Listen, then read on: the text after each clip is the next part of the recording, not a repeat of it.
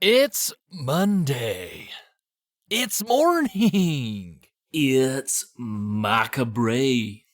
Welcome to Monday Morning Macabre for another week with Scones and Darcy, the show where we talk about the spookiest, dookiest on the Mondays. And it's another week, Scones. How have you been for the past 7 days? Oh, pretty good.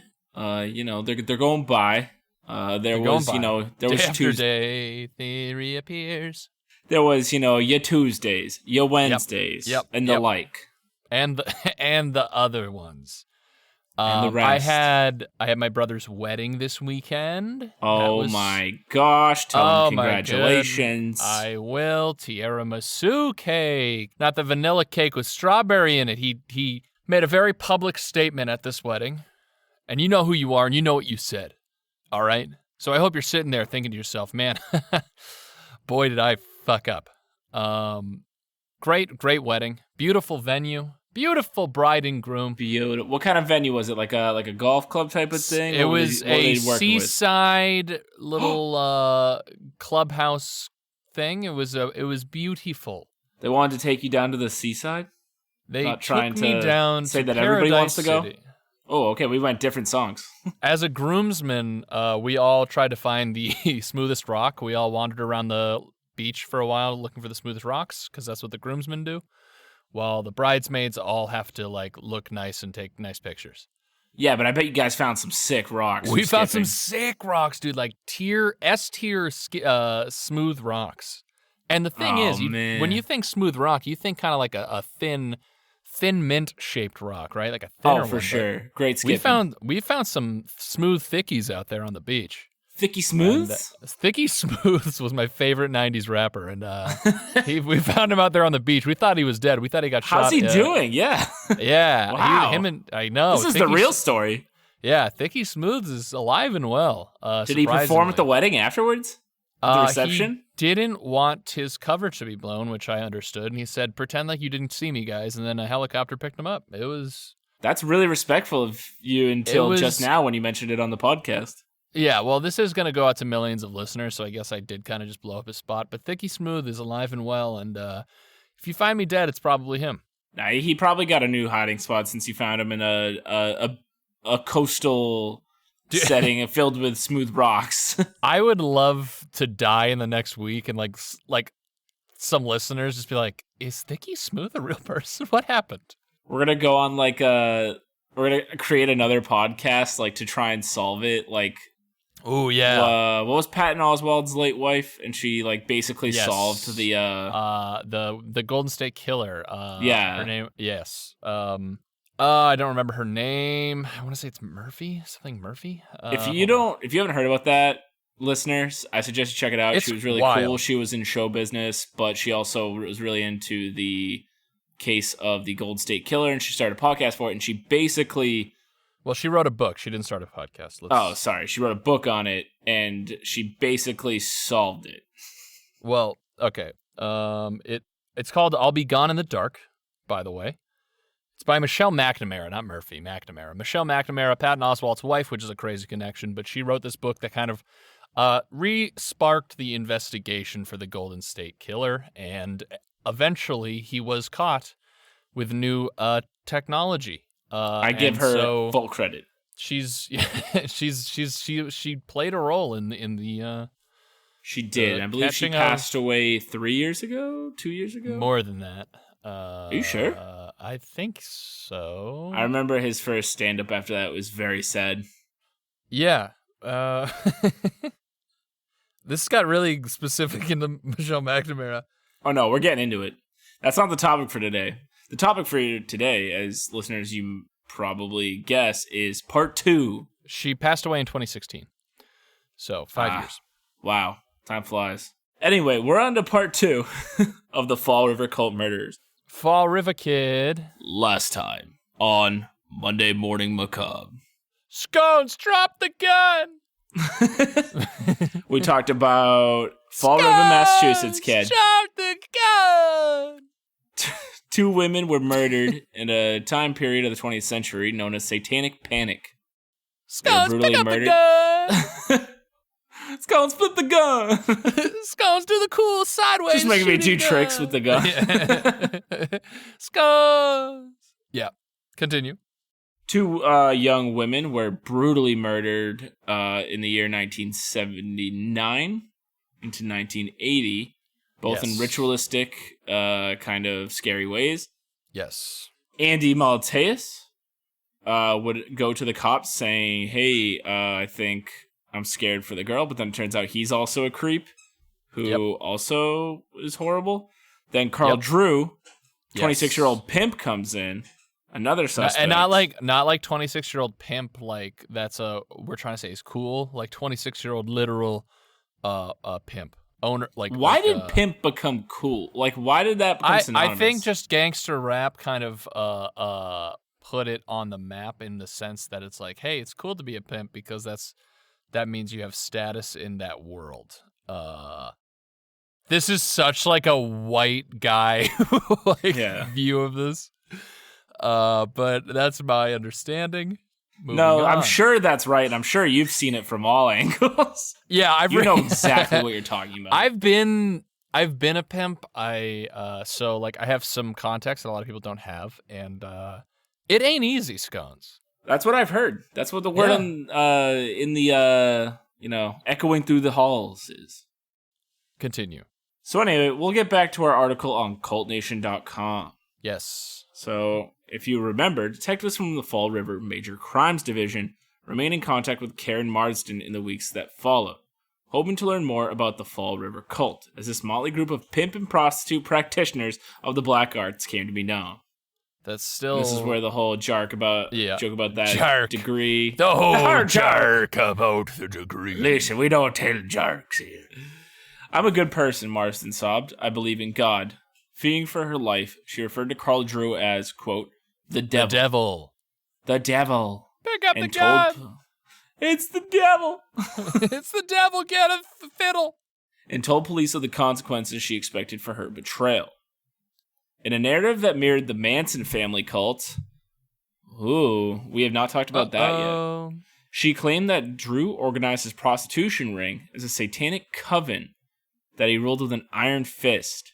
Yikes. Satan will take his toll, he would threaten the girls. That's a wild take on regular pimp-prostitute relationships.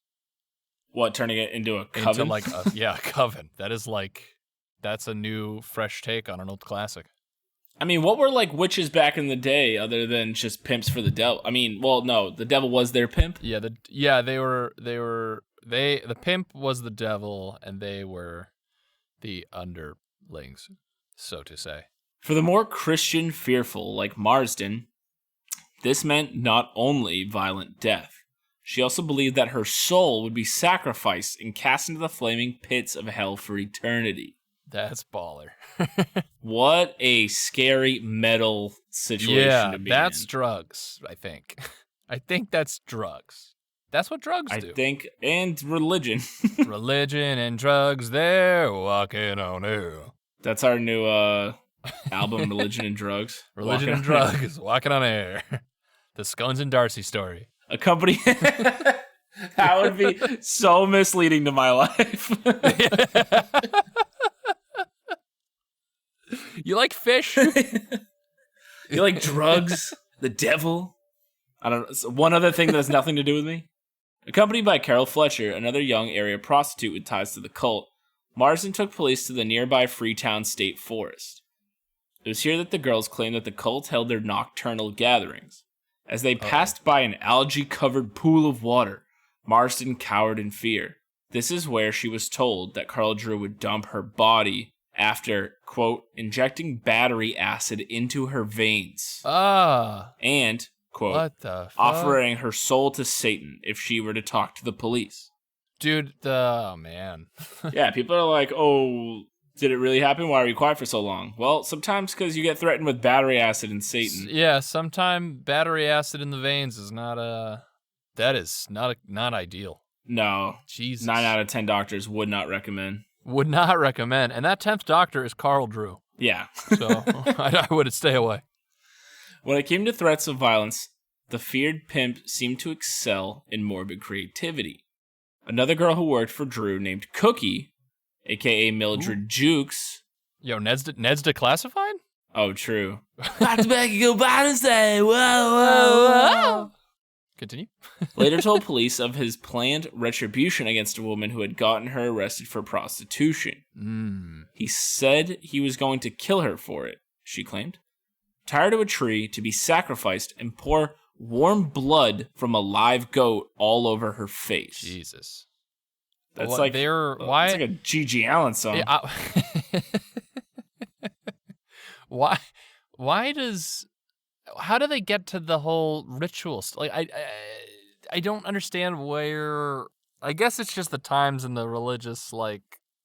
It's the times. It's all the Dungeons and Dragons they've been playing. Yeah, you're right. It's Pac-Man, probably. Or it's like a healthy dose of severe case of schizophrenia and drug addiction. Yeah, but Atari, though. Let's get back to the real cause. But have you ever played Doom? Invaders. Carl Drew, Satanist, bad man.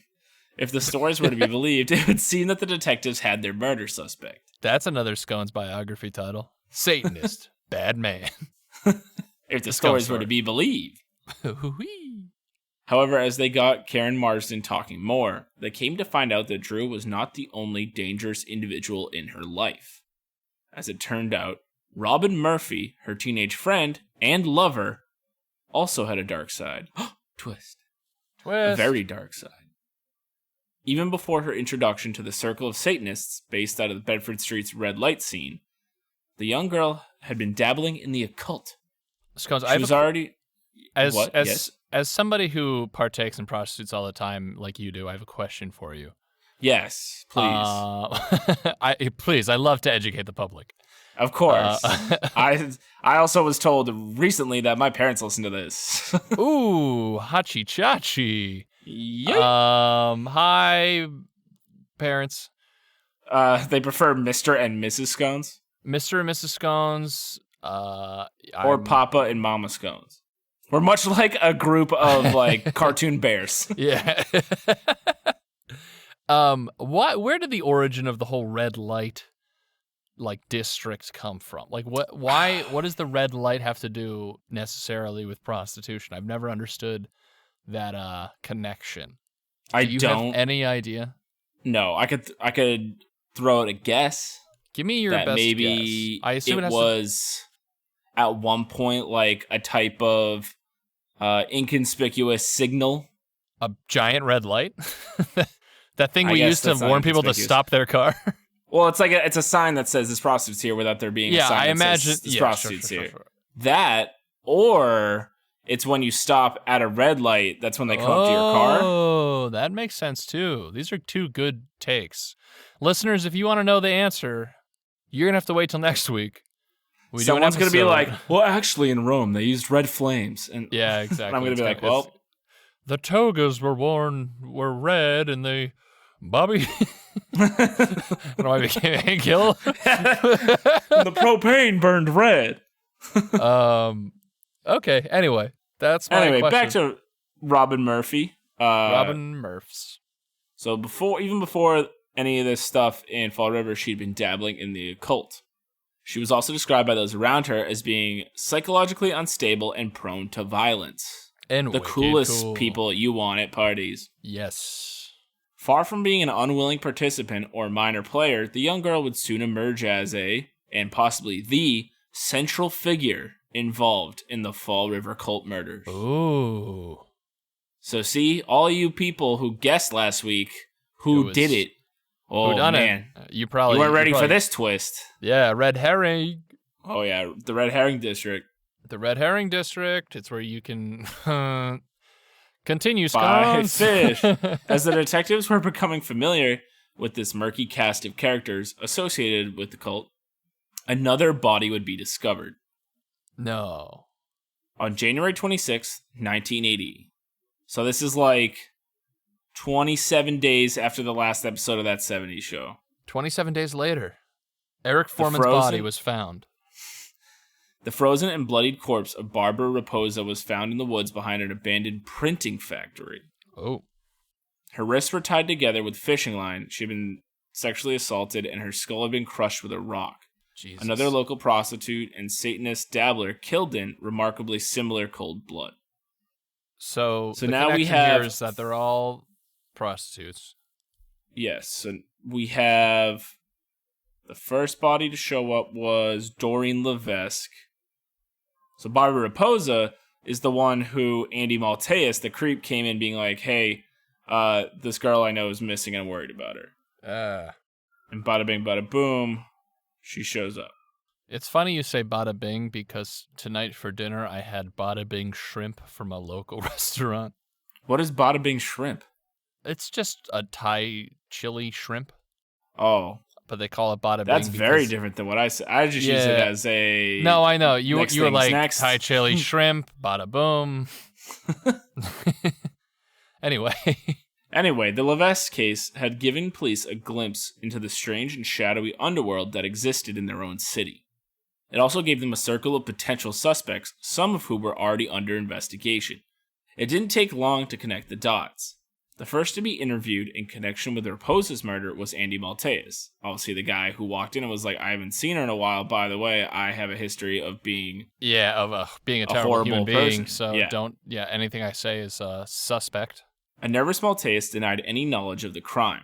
However, a few days later, he contacted police after receiving details of the murder in a, quote, psychic dream. All right, that's... Okay, buddy. Prove him wrong, Dars. I'm immediately the hard-boiled veteran cop who's like, all right, guy, yeah, sure. All right, you listen here. She was a kid. Yeah, exactly. And it's like the dramatic scene that gets you the Oscar nom. Yeah. The fact that I haven't been nominated for an Oscar by now, really weird. What are the podcast Emmys? Like, how do we get on that? Are they what's the potties? I hope they are. They should be. The casties? It's gotta be the potties. It's gotta be the potties. And you got a toilet? That'd be sick. That would honestly be pretty dope. And then whenever you put something in the toilet, it goes yum, yum, yum, yum, yum. So there's different organizations that give them out, like iHeartRadio and People's Choice. Okay. But there does not look to be... Scones, I'm just trying to get on Slime Time Live, baby. I'm trying to get on Legends of the Hidden Temple, but last week we got too political with it. Yeah, we got too political, and boy, oh boy, have they been contacting our lawyers. All right, so we got Andy Malteus. Yep. Who's like, oh, by the way, cops, I know details about the murder because of my psychic dream. These details would be very specific. Police played along and brought Malteus to the crime scene, allowing him to describe what he had seen in his, quote, dream. Turns out that he was quite the clairvoyant, knowing exactly where the woman's body had been discovered, its positioning, the exact time of death, method of killing, and various other details that were not made public at this time. His psychic testimony was indeed helpful to the investigation, although probably not the way it was intended. A confused Malteus soon found himself in handcuffs and charged with the murder. What the fuck? Dude, come on. He's like, but man. I helped. Yo, but honestly, yeah, right? How much of a bummer would it be if he did just have like a dream and he's like, I think this is what happened. And they're like, yeah, that's the problem with being an oracle, is if you know the specifics too much, you are now the guy. Obviously, this guy did it because oracles don't exist, but I'm saying in a world where they did. He pulled like the OJ writing the book, like if I did it, but too quick. Yeah, exactly. He jumped the gun and didn't wait 20 years. Also, did you see what OJ said? Oh, what, in the book? No, recently, like in the past couple of weeks, how he doesn't go to LA anymore because it worries him too much if he were to go back to LA that he could be next to the killer at any point. Okay. And everyone's like, yeah, you're next to him all the time. You brush his teeth daily. I don't like you brush the killer's teeth. You're brushing the man's teeth daily. That sucks. In the days following his arrest, the investigation received further assistance. Why does he even have to say anything? Why does he have to? Yeah, why can't he just shut the fuck up? Why does he have to say a word? I don't know. Have you seen his Twitter when he's like, "Hello, Twitter world"? Yeah, he's like, "Hello, Twitter world," which like is a great entrance. Yeah, if it was anyone else. Open. Yeah, exactly. I'd respect it if it was anyone else. I really wish like anyone else got that sick hello Twitter world. Hello podcast world. That would be such a tasteless intro. Yeah, not great. I don't think we can use that. We will not win a potty like that. We don't talk about the murder. We just talk about his stats and Naked Gun. Anyways, this scene in Naked Gun. Anyway, Robin Murphy contacted. So I don't know if I said this. In the days following the arrest, the investigation received further assistance from an unexpected source. Robin Murphy contacted the police and offered to testify against Andy Maltese as a key witness to the murder. She also claimed to have been present for the killing of Doreen Levesque and agreeing to turn state's evidence in that case as well. In exchange for her cooperation, she brokered a deal where she was placed in protective custody and granted immunity in both murders. How do you get away with that? Yeah, that's How are they not immediately when she's like, I was there when Doreen Levesque was killed? How is she not just put away for obstruction of justice? These are good questions, Scones. How does how does anything happen? Got away with words. The story she gave police and later repeated in court was that Andy Maltese had killed Barbara Raposa after discovering that she had been cheating on him with another man. What an Murphy asshole. claimed to have been with both of them on the night of the murder. They'd all been partying together while driving around the city, and at some point the couple started arguing. Maltese then parked his car behind the abandoned factory, dragged Raposa out, and raped her. Yeesh. She cried for help, and he proceeded to beat her, first with his fists and then with a rock. Afterwards, he drove off with Murphy, leaving his bloodied girlfriend to crawl away on her own. But that didn't she have fishing line? That doesn't explain that part. I mean, that could still be part. I mean, or I guess yeah, that's a good point. So the question is, why didn't Murphy go to the police sooner? She claimed that Maltese had threatened her with the same fate if she had talked. It was only after he was behind bars that she felt safe enough to come forward with her story. So that makes sense. Yeah, that's there's some credence. Again, this guy's we got guys telling people about battery acid. I mean, yeah. Okay. It was a testimony full of holes, but given his past history of violent sexual transgressions, it would be enough to put Andy Maltese away for the rest of his life. With rumors of Satanism and human sacrifice in the air, the more mundane jealous rage motive came as something of a media disappointment. Fuck you, media. Barely even worthy of a front page headline. That's so fucked up, man. They're like, wait. So it wasn't the actual devil? Well, I don't want to print this. This is junk. So he didn't play Dungeons and Dragons? Yeah, wait, so hold on. There's a Miss Pac-Man? It's like, you're not listening. What is the world coming to? That is, yay. It's so strange how it just became like this satanic devil whirlwind thing. That's a sick name for an album, though. Satanic devil whirlwind thing? Yeah. Yeah, Bobby. So, is this our conclusion, or is there more to? But what about Carl Drudarth? Okay, and his cult of murderous black-robed followers? Those details would come to light during Murphy's recounting of the Doreen Levesque murder. Although the forensic evidence was near identical to the Raposa case, according to Murphy, there was no direct connection between the two murders, except for the fact that she happened to be present for both. The killing of Doreen Levesque was an offering of the soul to Satan, she told police. And, as expected, Carl Drew was behind it. Murphy claimed that the teenage prostitute had recently left Drew's coven with the intention of working the streets on her own. Fortunately, leaving the group wasn't so easy. Satan had a toll that needed to be paid. Aiming to collect, Drew tracked down his former employee at a Bedford Street bar and forced her into his car. Robin Murphy, Karen Marsden, and a man named Willie Smith, who was Drew's friend and fellow Satanist, came along for the ride. Drew threatened Levesque, telling her that she, quote, couldn't afford to work the streets alone, and backhanded her across the face. They pulled behind the high school, and the two men took the girl under some bleachers out of sight. Murphy and Marsden stayed with the car. According to her initial statement, Murphy heard no screams and claimed to see nothing. Yikes. After a while, the men returned without Levesque, and the four of them drove away. When asked what happened to her, Drew replied, "You do not want to know." Jesus. Murphy's version of events may have been plausible if Dorian Levesque had been, say, quietly smothered or strangled to death. But the testimony did not at all match up with the forensic evidence left behind, which painted an extremely violent picture of both sexual assault, prolonged torture, and a very bloody death. It's hard to believe that she heard no screams and saw no evidence of blood on either man. Also, according to her, the whole ordeal was over in a matter of minutes.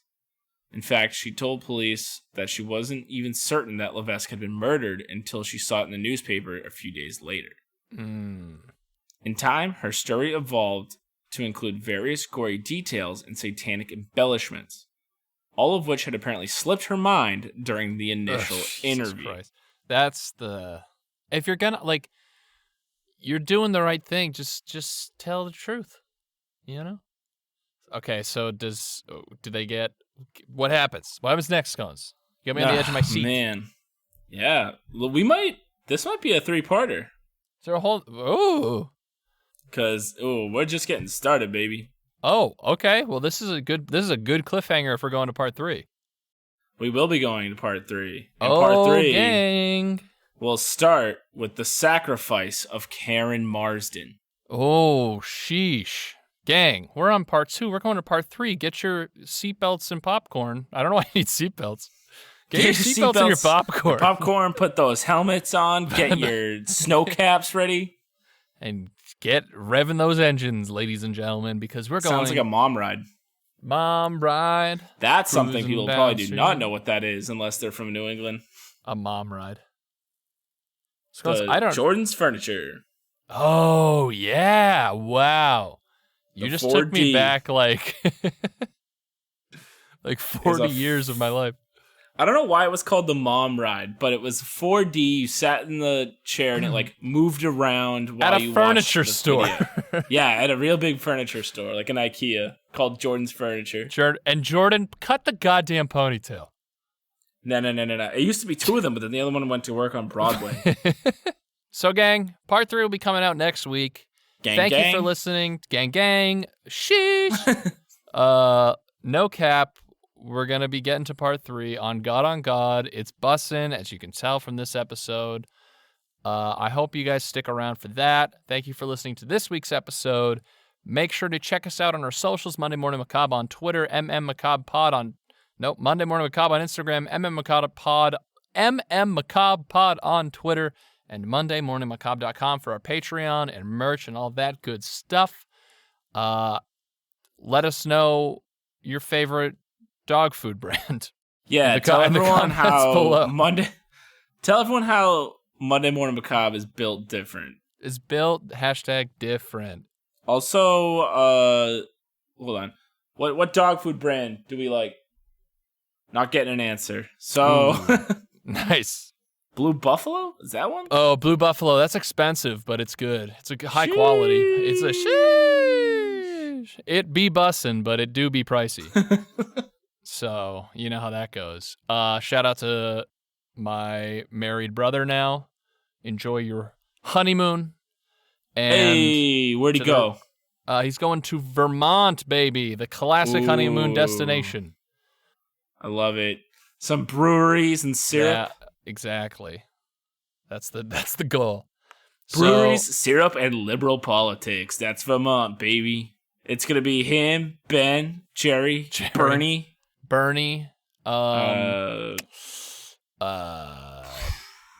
sharp cheddar, Champy, the Lake Champlain monster. Yep. Yeah, I think that's every Vermont thing. A moose. Birkenstock sandals. Birkenstocks. Whistle Pig whiskey. Really good whiskey. Subaru Outbacks. And the great outdoors. Great. Cows. Anyway, thanks for listening to our podcast. Thanks for listening to our podcast, and have a good Monday. Goodbye. Bye.